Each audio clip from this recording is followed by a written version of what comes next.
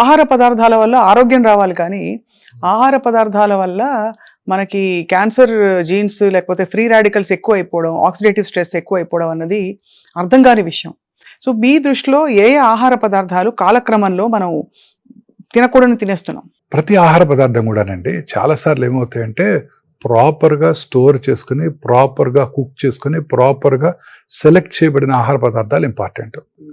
Contamination, improper cooking, improper storage వాటికి క్యాన్సర్కి దారితీస్తున్నాయండి. ఉదాహరణకి ప్రతి ఐటమ్ మనం తీసుకున్నాం. ఇప్పుడు మనం తినే rice staple diet for south Indians. వీటిని సరిగా స్టోర్ చేయకపోయినట్టయితే బ్యాసిల్లస్ సీరస్ అనే ఒక ఫుడ్ పాయిజనింగ్ ఏజెంట్ డెవలప్ అవుతుంది.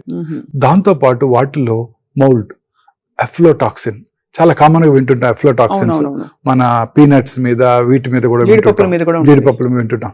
ఈ అఫ్లోటాక్సిన్స్ కూడా డెవలప్ అవుతాయి, అవి క్యాన్సర్ కి దారితీస్తాయి.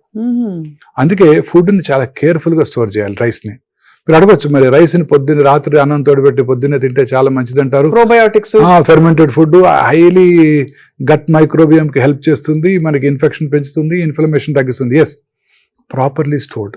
మనం కనుక ప్రాపర్ గా దాన్ని స్టోర్ చేసి ఫెర్మెంట్ చేసినట్టయితే ఇట్ ఈస్ పరమౌషధం. చేయకపోయినట్టయితే ఇట్స్ ఎ పాయిజన్. అది ప్రాపర్ గా చేయకపోవడం అంటే ఏంటి? ఉదాహరణకి దాన్ని అలా వదిలేయటం. సో ఇమ్మీడియట్ గా రైస్ ని కూల్ చేసి రెఫ్రిజిరేట్ చేయాలండి. అలా చేయకపోయినట్టయితే ఈ బ్యాక్టీరియా, మౌల్డ్స్ డెవలప్ అవుతాయి. సో ఇవన్నీ అంటే ఒక పీరియడ్ ఆఫ్ టైం తింటే వచ్చేవా సార్? ఒక 2 సార్లు తినంగానే రెగ్యులర్ గా అదే కన్సల్ట్ చేస్తుంటే అది